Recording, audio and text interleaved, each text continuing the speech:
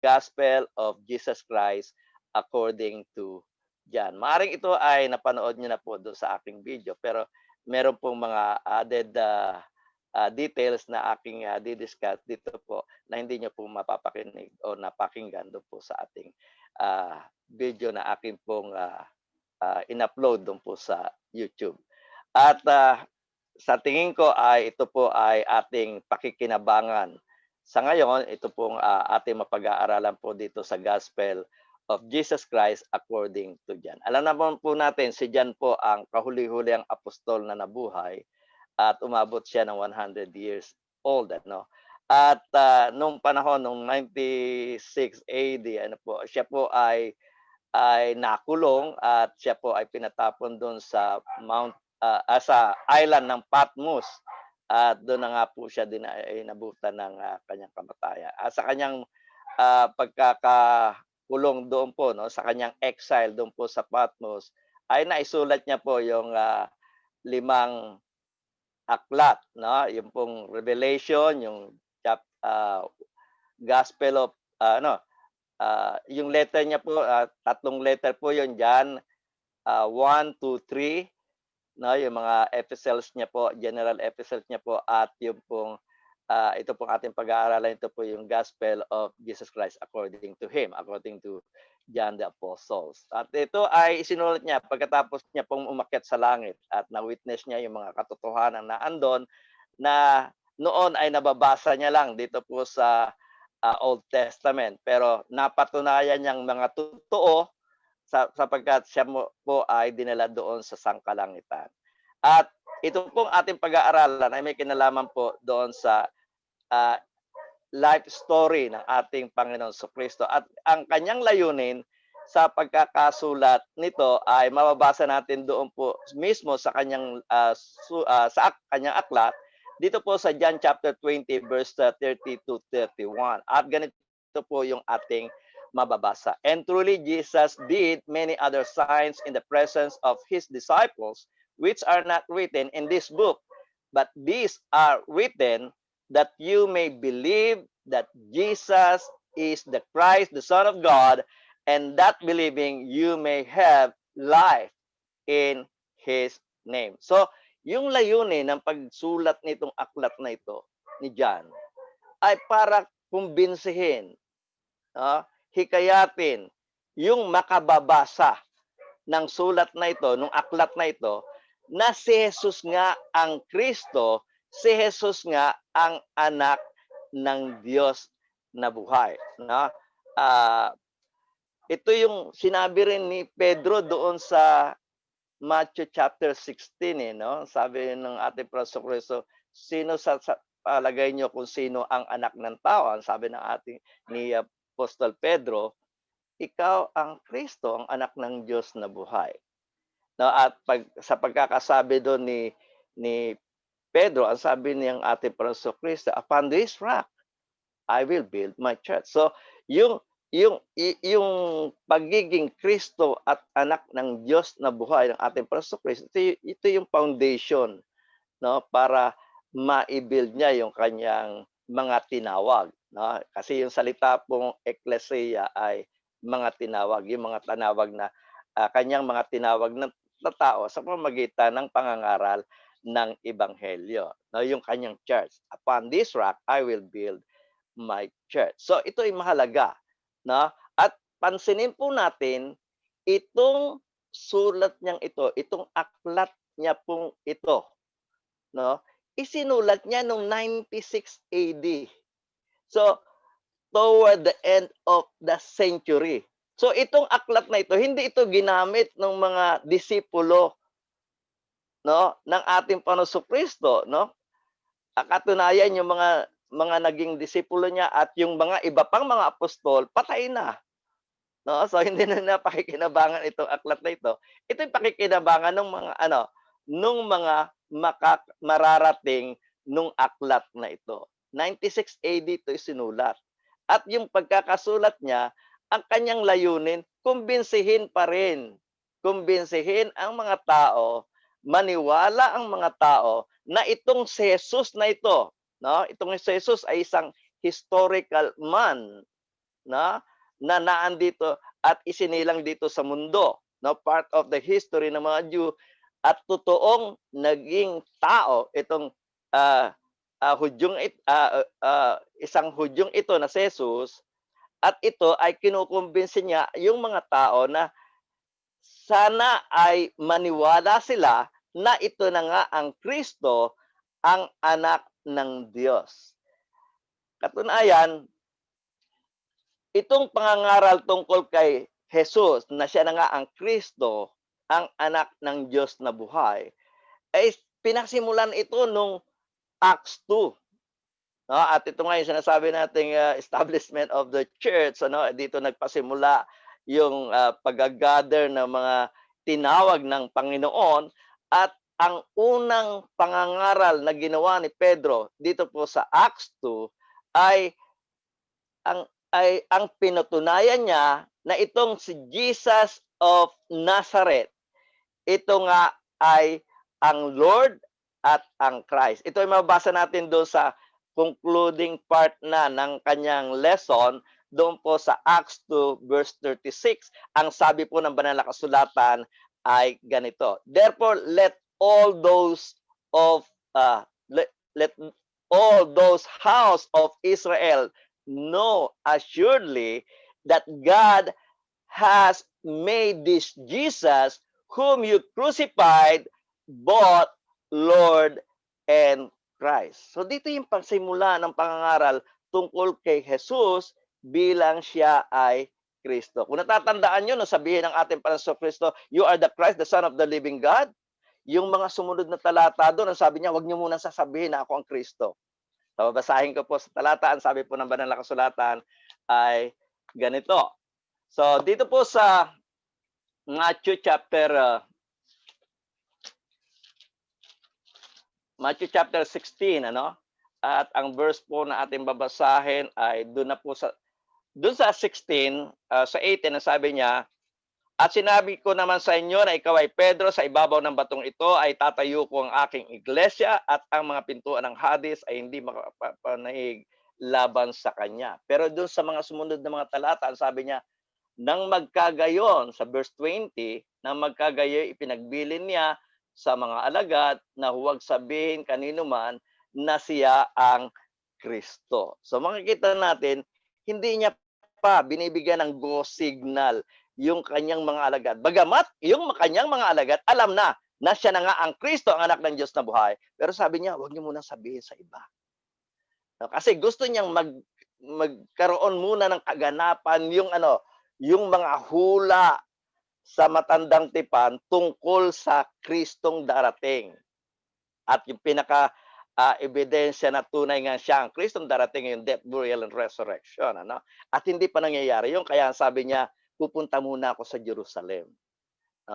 At isasakotuparan ko yung mga bagay na ito bago niyo sabihin na ako nga ang Kristo, ang anak ng Diyos na buhay. Kaya nga doon sa Acts 2, nung nagkaroon na sila ng senyales, na ready nang ipangaral ang ebanghelyo sa lahat ng kinapal, ipinangaral na nga na si Jesus ang Kristo, ang anak ng Diyos. No? Sabi doon sa verse 36, therefore let all the house of Israel know assuredly that God has made this Jesus whom you crucified both Lord and Christ. At yung patuloy, nung sinimulan na nila sa Acts 2, patuloy at patuloy nilang ipinangangaral na si Jesus nga ang Kristo. Mababasa natin yun sa Acts chapter 5 verse 42.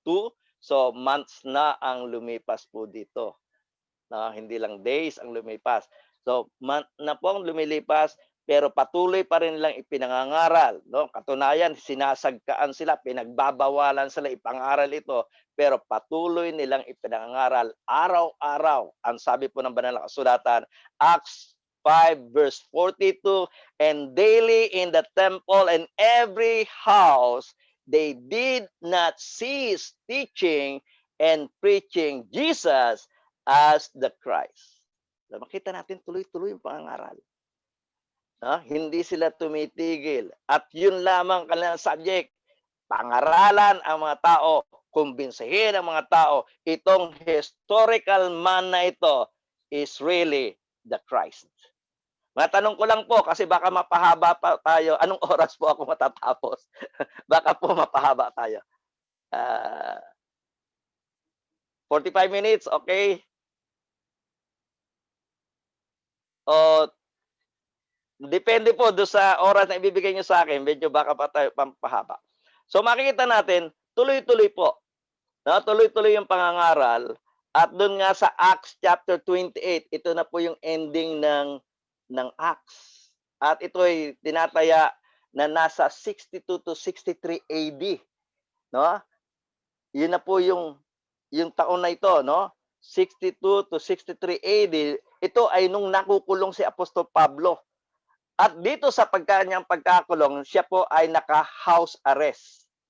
So si John po, nung nakulong, siya po ay in-exile doon sa island of Patmos. Si Apostol Pablo po, nung makulong, siya po ay naka-house arrest at siya po ay pinupuntahan ng mga alagad at iba pang mga Hudyo na kanyang kakilala. At ganito po ang ating mababasa sa Acts 28 verse 23. Ganito po ang ating mababasa. They arranged to meet Paul on a certain day and came in even larger numbers. No, napakaraming dumating doon sa lugar kung saan nakatira, no, na nanunuluyan si Apostol Pablo kasi nga naka-house arrest siya. Sarili niyang bahay 'yon, pero ito ay kanyang siya ay nakakulong doon. At ang sabi, at ang nakalagay po sa banal na kasulatan, they arranged to meet Paul on a certain day and came in even larger numbers to the place where he was staying. He witnessed to them from morning till evening, explaining about the kingdom of God. That means explaining about the Christ. Explaining about the King. Kasama po yon. Kapag pinaliliwanag ang kingdom, natural na pag-uusapan ang Christ, the King. Okay? So, ang sabi diyan, he witnessed to them from morning till evening, explaining about the kingdom of God and from the law of Moses. So, gumamit siya ng reference materials. At ang reference materials niya ay yung law of Moses. That means the Genesis, Exodus, Leviticus, Numbers, and Deuteronomy. Okay? From the law of Moses and from the prophets, he tried to persuade them about Jesus. Makikita natin, tuloy-tuloy na ipinangangaral na si Jesus ang Kristo ang anak ng Diyos. At sa paniniwala mo na si Jesus ang Kristo ang anak ng Diyos, ikaw ay magkakaroon ng buhay sa kanyang pangalan. Kaya, nung mag-e-ending na yung buhay rin ni Apostle John, malapit na siyang mamatay, ay ginawa niya binigay sa kanya ang pagkakataon na bago man lang siya mamatay, ay makasulat siya ng isang aklat na may kinalaman doon sa pagiging Kristo at anak ng Diyos ng ating Panginoong Hesukristo. At mapalad tayo, kasama tayo sa inabutan ng aklat na ito at kasama tayong makababasa ng aklat na ito at kasama tayong makikinabang sa aklat na ito na kung tayo ay maniniwala na si Jesus ang Kristo at kung naniniwala na tayo, patuloy nating paniniwalaan na si Jesus ang Kristo ang anak ng Diyos na buhay, magkakaroon tayo ng pag-asa sa buhay. At ang buhay na yan ay ang buhay na walang hanggan. Ngayon, ang tanong, ang sabi niya, kukumbinsihin niya ang mga sumulat na si Jesus ang Kristo, ang anak ng Diyos, ang anak ng Diyos. Okay? So, yun yung layunin niya kung bakit niya isinulat ang aklat na ito. Pero paano niya sinimulan ang aklat na ito? Ang sabi po dito po sa John chapter 1 verse 1 to 2. Ganito po ang ating mababasa. Sama na natin po yung 3. Ganito po ang ating mababasa dito po sa kanyang sulat. In the beginning was the Word. So sinimulan niya dun sa salita. Sapagkat nung pasimula, ang Kristo ay ipinangangako. ipinangangaral, sinasalita. Nung sa pasimula, kaya dito pinakita niya na itong ipinangako sa Old Testament, yung sinasalita dito sa Old Testament, ito ay from the beginning pa. No, ang sabi doon, in the beginning was the Word. And the Word was with God. And the Word was God. So makikita natin, itong Word, yung salita, yung salitang isinasalita, ay kasama na ng Diyos from the beginning. Ang word na ginamit po sa Greek dito ay logos. Logos. Yun po ang ginamit na word. At yung logos ay walang ibig sabihin o walang special meaning, kundi ito yung salita. Sinasalita. Ay, ang sabi po doon sa Strong Concordance, ang definition po nito is a word, a statement, a speech, no, utterance. Yun po, yung word. Yun po yung kahulugan nito. So walang special meaning ito. No? Ito yung salitang lumalabas sa bibig. Pero nung ito ipiniresenta ni Juan, itong word na kanyang tinutukoy, hindi ito basta salita. Kasi nung ito ay kanyang ipresenta, ang sabi niya po, in the beginning was the Word. So yung Word na sinasalita ng ating Panginoong Diyos, yung ipinangako niya, no? Ito ay mula pa nung pasimula. At hindi lang mula pasimula, ito ay ay kasama ng Diyos. Ang sabi, in the beginning was the Word, and the Word was with God, and the Word was God. Ang bigyan natin pansin dito yung verse 2. Ang sabi, He was in the beginning with God. Ang Greek po dito, nung sentence na itong binasa natin, sa Greek, ang sabi, Otus en arche proston theon. Bigyan natin ng emphasis yung pros. Kasi yung proston theon, with God. At yung pros, ang sabi po ay ganito. Ito po ay motion towards interface with. No? Motion toward interface with. So, yung interface, ang sabi naman, a point where two systems, two subjects, or organization, or two persons, etc., meeting and interact. So, yung verse 2, ang sabi doon, mula pa sa pansimula, itong word na ito yung ipinangako ng Diyos. No, nung una, ito ay nakikipag-interact na sa Diyos. So, yung Diyos at yung Diyos na word ay nagkakaroon ng interaction. Sa makatuwid, ito ay hindi basta yung lumalabas lang sa bibig ng taong sinasalita, kundi ito ay isang persona. This word is a being, and this word is God. This word is deity. So makikita natin, nung pasimula pa, dito sinimulan ni Juan na kumbinsihin ang mga tao. Sapagkat, bakit niya sinabi ito? No? Sapagkat yung pong ipinangako ng Diyos sa Old Testament na darating. Natatandaan niyo si Juan ang sabi, are you the one? So iniintay talaga nila ang Kristong darating. Iniintay talaga nila yung pagdating ng Kristong ito na magbibigay buhay sa lahat ng tao. Pero ang dumating si Jesus, ang dumating tao, kung natatandaan nyo, sumisigaw si Juan Bautista, sino ba yung sumisigaw sa ilang na sinasabi doon sa Marcos, Kapitulo 1? Liba ang tinutukoy doon si Juan?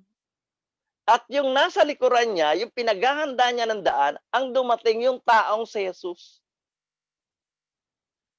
Pero sa Old Testament, yung prophecy ni Isaiah, dito sa sumisigaw sa ilang na paghahandaan, niya yung darating, ang sabi po ang darating Diyos eh.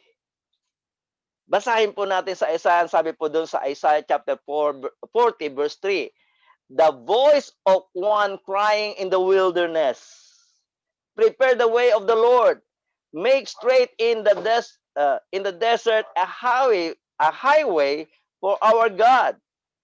Every valley shall be exalted, and every mountain and hills brought low. The crooked places shall be made straight, and the rough places smooth. The glory of the Lord shall be revealed, and all the flesh shall be see it together, for the mouth of the Lord has spoken. And sa verse 6 ang sabi, the voice said, cry out, and said, what shall I cry? All flesh is grass, and all its loveliness is like the flower of the field, and his work before him. Sa verse 7, ang sabi, grass withers, flowers fades, because the breath of the Lord blows upon it, surely the people are grass. The grass withers, the flower fades, but the word of our God stands forever. Sa verse 9, ang sabi po, O Zion, you bring good tidings. Get up into the high mountains, O Jerusalem. You who bring good tidings, lift up your voice with strength. Lift it up, be not afraid. Say to the city of Judah, behold your God. Ano sabi sa verse 10? Behold, the Lord God shall come with a strong hand, and his arm shall rule for him. Behold, his reward is with him, and his work before him. So makikita natin, yung pinaghahanda ng sumisigaw sa ilang ayong kaisaya, yung Panginoong Diyos. Pero nung dumating na si Juan Bautista na siya nga yung sumisigaw sa ilang, ang dumating ay ang taong si Jesus. Kaya nga, makikita natin dito po sa sulat ni Juan. Dito po sa sulat ni Juan, ang sabi niya, in the beginning was the Word, and the Word was with God, and the Word was God. Pagdating po sa verse 14, ang sabi niya, and the Word became flesh. At nung maging tao, yung nga si Jesus, at yung si Jesus, yun na nga yung Word from the beginning with God. So makita natin, ganun ipinisinta ni Juan yung kanyang sulat, no? Para makumbinsi, sa simula pa lamang makumbinsi na ang taong ito na si Jesus, siya na nga ang Kristo, siya na nga yung pangako doon sa Old Testament, mga pinangako na na itong ipinangako na Kristong bless ng all nations, magbibigay sa atin ng buhay, ito na nga yung word, no? Ito nga yung word na kasama ng Diyos ng pasimula, at siya mismo ay ay Diyos, no? Kung babalikan po natin, ang sabi doon, in the beginning was the Word, and the Word was with God, and the Word was God.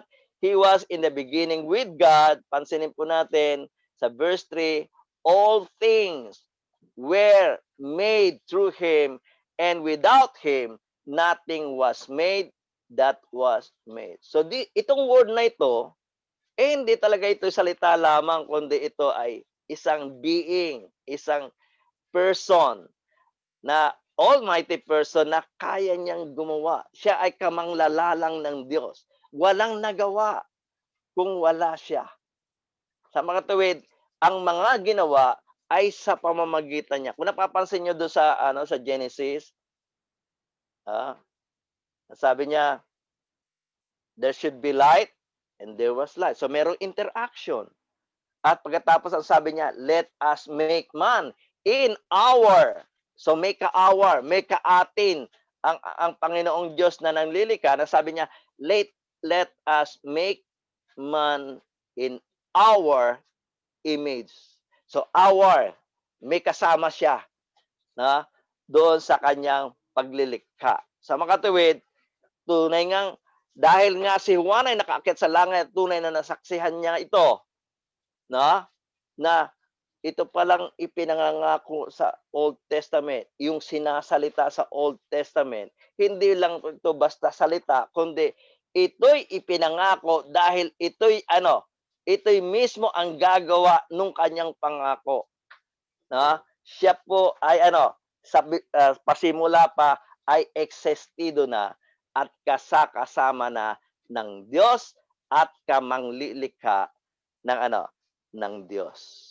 So yun po yung pasimula ni Juan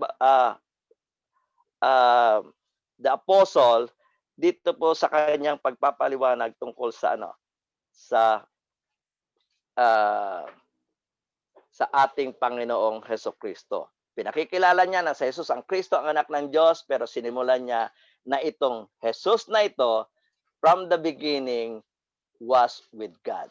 At nagkatawan tao nga lang ito nung ano, doon sa verse 14 na ating nabasa. Kaya nga, makikita natin siya tao, pangkaraniwang tao, na nalulungkot, nauuhaw, kung ano man yung nararamdaman natin, yun rin ang nararamdaman ng ating Panginoon Kristo. Pero this man is not an ordinary man. This man is the Christ. This man is God. And he was with God from the beginning. At hindi lang ikinuwento ni Juan na siya yung word, no, na ipinangangako, kundi ito ay ano, ang sabi doon sa verse 4 ng 1 John, ng John chapter 1, ang sabi dito, in him was life.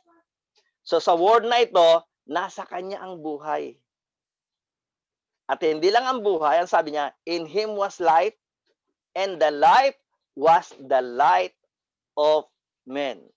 So makikita natin, siya yung buhay, at yung buhay na ito ay siya yung ilaw ng sanlibutan, ilaw ng ano, ng lahat ng mga tao. So itong word, ito rin yung life, ito rin yung ano, ito rin yung ilaw ng sanlibutan.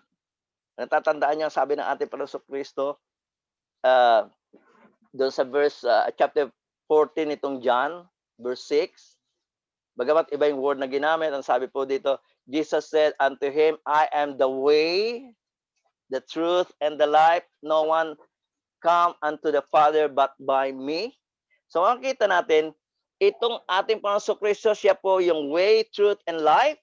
Siya nga po yung word. Ang word is the truth. Di ba? At yung life is the way. No? Para ang tao ay dumaan dito, lumakad dito sa liwanag na ito.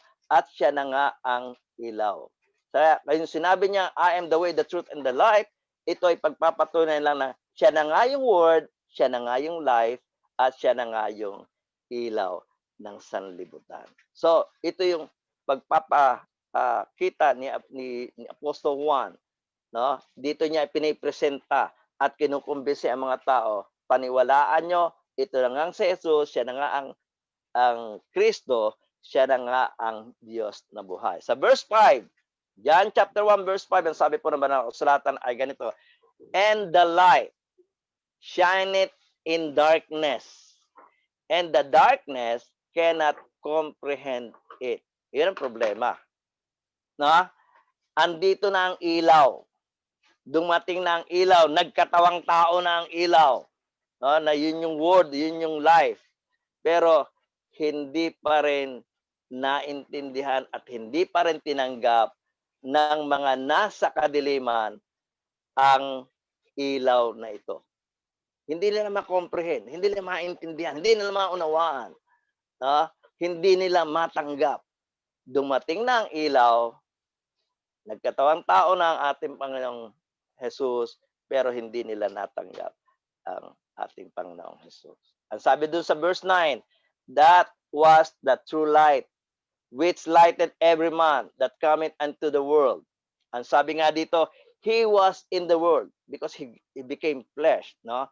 He was in the world and the world was made by him. Sa verse 3, nakita nyo, ang sabi, wala namang malilikha kung wala siya.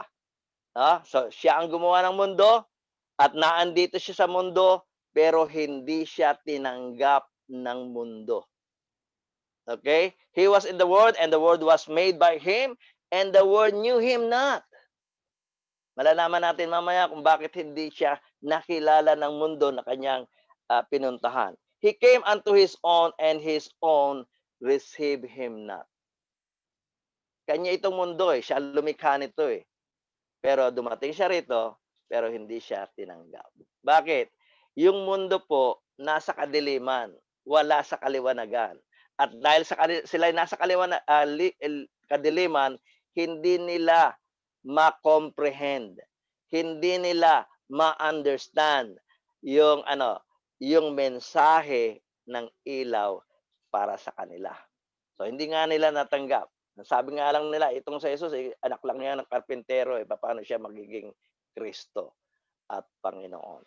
So makita natin doon sa verse, tuloy-tuloy lang natin babasahin sa verse 12, ang sabi po ay ganito, but as many as receive him, to them gave he power to become the sons of God, even to them that believe on his name. Verse 13, which were born not of blood, nor of the will of the flesh, nor of the will of man, but of God. So, itong mga taong tumanggap sa kanya bilang Kristo. Ito ngayon yung mga ipinanganak ng Diyos. Hindi pinanganak dahil sa race, yung blood. Hindi pinanganak dahil sa flesh, hindi pinanganak sa kagustuhan ng tao. Siya ay pinanganak ng Diyos. Yung mga naniniwalang si Jesus ang Kristo. Tingnan niyo po doon sa 1 John chapter 5 verse 1. 1 John chapter 5 verse 1. Tumatalon po ako sa isang sulat ni Juan para mag-back up doon sa kanyang sinasabi. At ito ang ating mababasa. Everyone who believes that Jesus is the Christ. Diba yun layunin? Kumbinsin ng tao na si Jesus ang Christ. Ang sabi diyan, everyone who believes that Jesus is the Christ is born of God. And everyone who loves the Father loves His Son as well. So, sino lang yung pinanganganak ng Diyos? Ibig sabihin, ikaw ay magiging anak ng Diyos kung ikay naniniwala na si Jesus ang Kristo. Ulitin natin, everyone who believes that Jesus is the Christ is born of God, and everyone who loves the Father loves his child as well. So, yung presentation ito ni Juan, medyo mahaba-haba, ay dito pa lamang sa chapter 1, dito ibinuo niya lahat, Sinabi niya na lahat yung dapat niyang sabihin para mapaniwala ang tao na si Jesus ang Kristo, ang anak ng Diyos na buhay. Para mabigyan ang tao ng buhay na walang hanggan. Kaya nga doon sa 1 John chapter 1 verse 1, ang sabi dito, that which was from the beginning, which we have heard, which we have seen with our eyes, which we have looked upon, and our hands have handled of the word of life. So makikita natin, doon sa John chapter 1 verse 1, inintroduce siya as as the word. Dito makikita natin, itong ang word na ito, yung word of life, makikita natin ang sabi din, which was from the beginning, we heard. So, yun nasa katawang tao na, napakinggan nila, na nasa katawang tao na ito, nakita nila ng kanilang mga mata, nasa katawang tao na ito, which was looked upon, natitigan nila, at nahawakan nila ng kanilang mga kamay. So, hindi ito spirit, kundi ito isang tao na, pero itong taong ito yung word of life, at ito nga yung sinasabi ni John doon, from the beginning with God.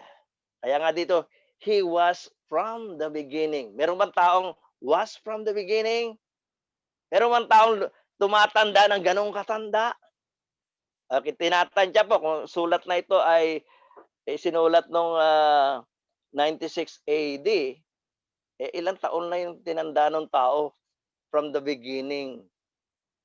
Di ba? At nag-i-exist na kapanahonan nila, nakita ng kanilang mga mata, namasdan nila, narinig nila, at nahipo ng kanilang mga kamay.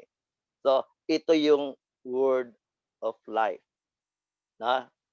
Sa simula, ito ay word, pero dito, word of life. At itong word of life na ito, ang sabi doon sa verse 2, For the life was manifested, and we have seen it, and bear witness, and shew unto you the eternal life. So itong life na ito yung eternal life which was with the Father and was manifested unto us. So, he was with the Father. So, siya ay wala pang flesh.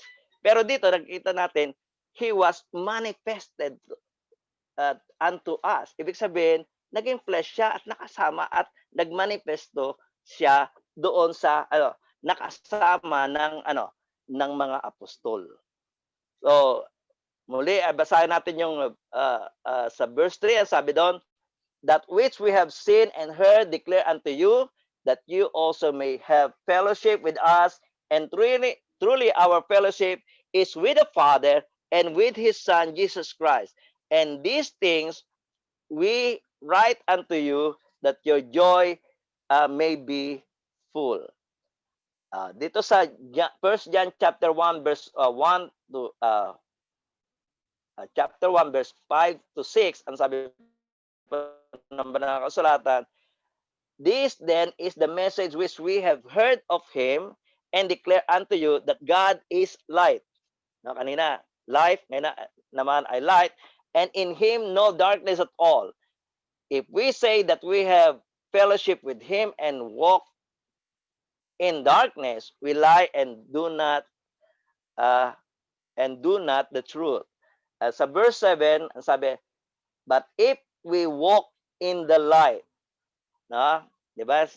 Siya yung ilaw ng sanlibutan, at kung ikaw ay lalakad sa ilaw, ang sabi, as he is in the light, we have fellowship with one another, and the blood of Jesus Christ, his Son, cleanses us from all sin. If we say that we have no sin, we deceive ourselves, and the truth is not in us. Chapter 1, verse 1 to 9 to 10, ang sabi, if we confess our sins, he is faithful and just to forgive us our sins and to cleanse us from all our righteousness. If we say that we have not sinned, we make him a liar, and his word is not in us. So, ngayon, dumating doon sa punto, kung natatandaan nyo, nilaktawan natin yung sa chapter 1 ng John, yung 6 and 8, kasi gusto ko mailagay ito sa tamang lalagyan na kung saan ay ipipresenta ni Juan, siya yung magiging witness para sa light. Ang sabi po dito ay ganito, there was a man sent from God. Ito nga si Juan Bautista, whose name was John. This man came for a witness, to bear witness of the light. So siya yung magbe-bear witness ng light. Yung light na ito yung life, ito rin yung word. Na? He was not that light, but he was sent to bear witness of the light. So kaya nga doon sa John chapter 1 verse 15, ang sabi, John bore witness of him and cried out, saying, this was he whom I said, he who comes after me is prepared before me, for he was before me. Sa 19 and 20, ang sabi ay ganito, now this is the testimony of John. When the Jews sent priests and Levites from Jerusalem to ask him, who are you? He confessed, I did not deny, but confess, I am not the Christ. Bakit niya sinabi yun, I am not the Christ? Sapagkat pinaghihinalaan siya dahil siya'y nangangaral tungkol sa kaharian ng Diyos at pinagsisisi niya ang mga tao na magbalik loob sa Diyos sapagkat malapit ang kaharian ng Diyos. Niisip nila, nangangaral ito ng tungkol sa kaharian, siguradong ito na nga ang hari, ito na nga ang Kristo. Pero ang sabi niya, doon sa mga humihingi sa kanya ng testimonya, yung mga Hudyo, yung mga priest, mga Levites, ang sabi niya, hindi ako ang Christ. Iba yung trabaho ng Christ, ang trabaho ko iba kaysa sa trabaho ng Christ. Ako ay forerunner . Ako yung naghahanda ng daan. Kaya nga, bagamat pinipilit ng ibang mga tao, ikaw yung Christ, sabi niya, hindi ako ang Christ. Kaya nga mabasa natin doon sa John chapter 1 verse 24 to 25, ang sabi niya ay ganito, "Now, those who were sent were from the Pharisees, and they asked him saying, why then do you baptize if you are not the Christ, or Elijah, nor the prophet?" Ano sagot ni John? Nagbabaptize ako sa tubig, eh. Pero yung darating na Kristo na sinasabing inaantay nating Kristo, hindi naman tubig magbabaptize yun, eh. Kaya nga may record diyan na nagbabaptize si Jesus ng tubig, pero hindi naman talaga siya ang nagbabaptize ng tubig kundi ang kanyang mga apostol o kanyang mga alagad. Bakit? Iba ang role ng Christ kaysa kay John the Baptist. Iba rin ang role natin bilang preacher. Tayo magbabaptize tayo sa tubig, pero hindi natin magagawa yung gagawin ng Kristo pagdating niya. At ang sabi niya ay ganito doon sa Luke chapter 3 verse 15 to 16, ganito po ang ating mababasa. Now as the people were in expectation and all reasoned in their hearts about John, whether he was Christ or not, ito ang sagot ni John. John answered, saying to all, I indeed baptize you with water. Ayan, yung trabaho ko, magbaptize in water. Mga preacher ang baptize with water. Tayo mga alagad ng ating Panginoong Kristo, nagbabaptize tayo with water. Pero sabi niya, but one mightier than I is coming, whose sandal strap is I am not worthy to loose. He will baptize you with Holy Spirit and fire. So iba yung trabaho natin mga preacher, no? Tayo mga preacher magbabaptize lang sa water. Pero yung Kristo, ang ating Panginoong Jesus, Panginoong Kristo, ang gagawin niya, magbaptize with Holy Spirit and fire. At posibleng hindi natin maintindihan ito. Kasi hindi naman tayo kagaya nilang mga Hudyo. Ano? Ang mga Hudyo po, kapag nagpapaliwanag, ang ginagamit ng pagpapaliwanag yung Hebrew parallelism. At itong Hebrew parallelism na ginamit niya dito ay antithetic kasi magka-contrast. Nung sabihin niya, He will baptize you with holy water and fire. Ito yung kasunod ng verse 17. Sabi, His winnowing fork o yung rake is in His hand. And He will thoroughly clean out His threshing floor and gather the wheat into His barn, but the chaff He will burn with unquenchable fire. So makikita natin, ang Kristo po, ang gagawin po ng pagdating ng Kristo, magbabaptize siya sa Holy Spirit at magbabaptize siya ng fire.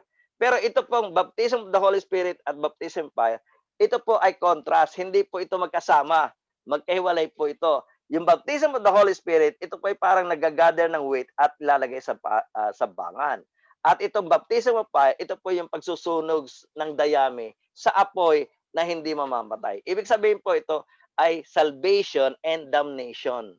At ito, ang makagawa lang nito, ang ating Panginoon Kristo. Kaya kung tayo po ay nabautismuhan dahil sa ating paniniwala o kung tunay ang ating paniniwala sa ating Panginoon Kristo na siya ang Kristo, ang anak ng Diyos na buhay, at tayo ay magsasabit ng ating mga sarili sa tawag ng babautismo, tiyak na tayo po ay bibigyan niya ng baptism of the Holy Spirit. Pero kung tayo po ay nagkukunwari, nag-submit tayo sa baptism of water, pero meron pong hidden agenda, no? Ibang motive na, at kaya tayo po ay nagpapabautismo. Alam ng ating Panginoon Kristo yan. Kaya instead of baptism of the Holy Spirit ang bibigay sa atin, bibigyan tayo ng baptism of fire. So yun po yung nagagawa ng Kristo. At ang makakagawa lang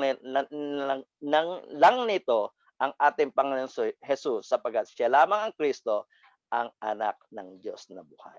At marami pang pinaliwanag si John dito, no? Sa kanyang sulat na okay pa ba? Pwede ba magpatuloy? Okay, kung pwede magpatuloy, patutuloy natin. Ang sabi po doon sa John chapter 1 verse 29 to 31, ang sabi po ng banal na kasulatan ay ganito. The next day, na puro next day yung sinusukoy ni Juan dito. The next day, John saw Jesus coming toward him and said, Behold, the Lamb of God who takes away the sin of the world. So, dito naman, pinakilala naman ni John the Baptist, si Jesus bilang the Lamb of God. Siya kasi yung magiging sacrificial lamb natin para sa ating mga kasalanan.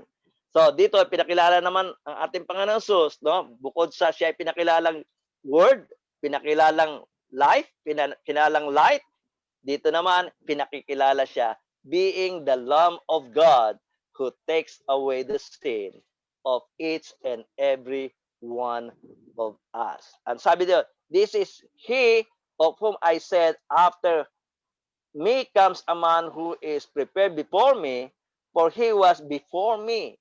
I did not know him. No, bagamat pinsan niya, pero hindi niya alam kung ito nga ang Kristo, no? I did not know him. Ang sinasabi niyang I did not know him, yung Christ. Kilala niya siyempre yung kanyang pinsan, si Jesus.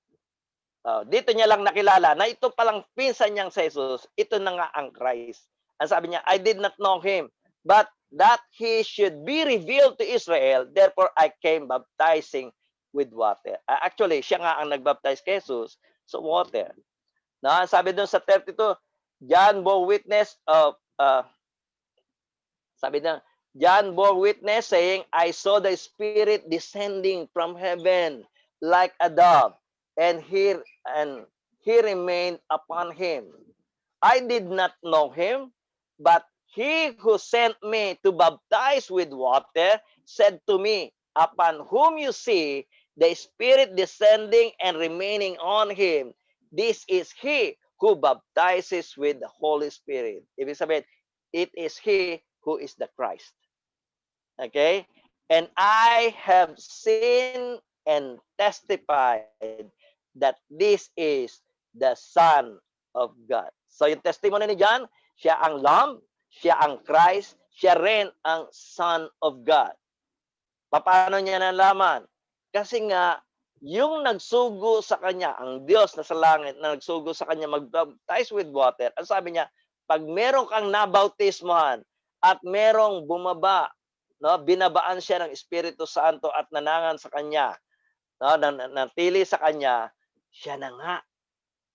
Siya na nga ang ano, the Lamb of God, siya na nga ang Christ, siya na nga ang the Son of God. So makikita natin, ang daming patotoo dito sa chapter 1 na ito, si Jesus ang Word, si Jesus ang life, si Jesus ang light, si Jesus ang Lamb of God, si Jesus ang Christ, si Jesus nga ang the Son of God.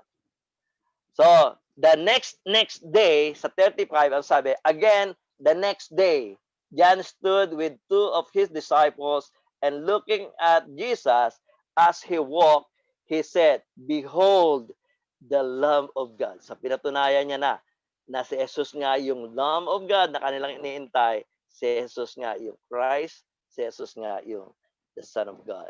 So, sa 37, sabi, the two disciples heard him speak, and they followed Jesus. Then Jesus turned and seeing them following, said to them, What do you seek? They said to him, Rabbi, which is to say, when translated teacher, where are you staying? 39, sabi, he said to them, Come and see.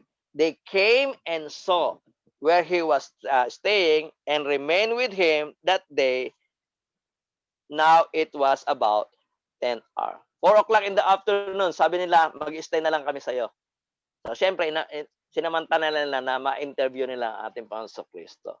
At pagkatapos noon, sa mga sunod na panahon, ang sabi doon sa araw, sa verse 40, ang sabi doon, one of the two who heard John spake and followed him was Andrew and Simon, Peter's brother. So, nagsisimula ng magkaroon ng alagad ang ating Panginoon Kristo, nagsisimula ng meron ng naniniwala na siya ang Kristo, ang anak ng Diyos. Ang sabi doon, he first found his own brother Simon and said to him, We have found the Messiah, which is translated the Christ.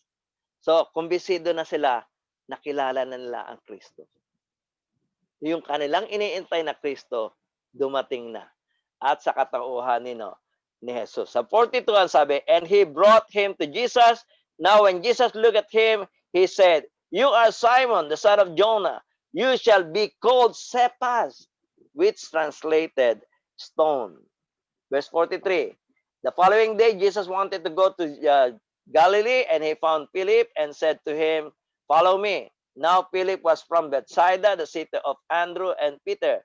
Verse 45, Philip found Nathanael and said to him, "We have found whom Moses in the law and also the prophet wrote, Jesus of Nazareth, the son of Joseph." So itong Jesus of Nazareth, the son of Joseph, ito na nga yung sinulat ni Moses at ng mga propeta. Ito na nga ang Kristong ating iniintay. Ito na nga yung Messiah. Ito na nga yung Son of God. Pero sa katauhan ni Jesus na taga Nazaret. At mahirap intindihin na ito ng tao. Ang Diyos yung darating tao itong dumarating. Yung ipinangako, Diyos ang darating. Pero ang dumating ay si Jesus of Nazareth, the son of Joseph. Pero pinatutunayan naman ni Moses at pinatutunayan naman ng mga propeta, ito nga si Jesus of Nazareth. Ito na nga yung Christ and the Son of God. So dito makikita natin na kaya nila naintindihan, no? Pansinin natin dito, kaya nila nakilala na si Jesus ang Kristo, ang anak ng Diyos na buhay. Nagbabasa kasi sila ng law and the prophets. At yun nga yung sinasabi ng ating Panginoon Kristo, Moses wrote about me. Kung natatandaan niyo, sabi pa nga ng ating Panginoon Kristo na you study the scripture diligently because you think that in them you have eternal life. These are the very scriptures that testify about me. So, ang tao maintindihan lang at makikilala niya si Jesus na siya nga ang Kristong anak ng Diyos na buhay kung magbabasa siya ng Old Testament. Kung babasahin niya yung Moses and the prophets, na kung babasahin niya kanyang Biblia, makikilala niya na si Jesus ay ang Kristo, ang anak ng Diyos na buhay. Pero sa mga Hudyo, yung mga majority ng mga Hudyo, hindi siya kilala. Katunayan kinumpronta pa siya ng mga ito Sabi doon sa verse 24, Then the Jews surround him and said to him, John chapter 10 verse 24 ang aking binabasa kung yung sinusundan. Sabi, "If you are the Christ, tell us plainly." Bakit sila nagtatanong? Kung si Jesus nga ang Kristo, hindi kasi sila nagbabasa ng sinulat ni Moses at ng mga propeta. Saan sila nakasalig? Yan ang tanong. Bakit hindi nakikita na nila si Jesus pero hindi pa nila matiyak na kung itong si Jesus siya na nga ang Kristo, ang anak ng Diyos? Bakit hindi sila makatiyak? Hindi kasi Bible, hindi kasi Old Testament yung kanilang binabasa, no? Kundi ang binabasa nila ay yung mga tradisyon. At dito ko tatapusin po ito, no? At sinabi niya sa kanila, "Mabuti ang pagkakahula ni Isaias tungkol sa inyo, mga pagpaimbabaw, ayon sa nasusulat. Ang bayang ito ay ginagala ko ng kanilang mga labi, dadapat ang kanilang mga puso malayo sa akin, dadapat walang kabuluhan ang pagsamba nila sa akin na nagtuturo ng pinakaaral, utos ng tao. Nilisan ninyo ang utos ng Diyos at inyong pinanghawakan ng salit-saling sabi ng tao." At sinabi niya sa kanila, "Totoong itinakwil ninyo ang utos ng Diyos upang maganap ninyo ang inyong mga salit-saling sabi." So makikita natin, compare sa dalawa, yung mga naging alagad ng ating Panginoon Kristo, nagbasa ng kanilang Biblia. Ang mga ito na hindi makatanggap na si Jesus ang Kristo, ito'y nakasalig sa mga tradisyon ang kanilang pananampalataya. Sana maging aral rin sa atin ito na sana patuloy tayo magbasa ng Biblia upang tayo hindi maligaw sa tunay na aral at huwag tayong sasalig sa mga salit-saling sabi ng mga tao at sa mga tradisyon. Maraming salamat sa inyong pakikinig.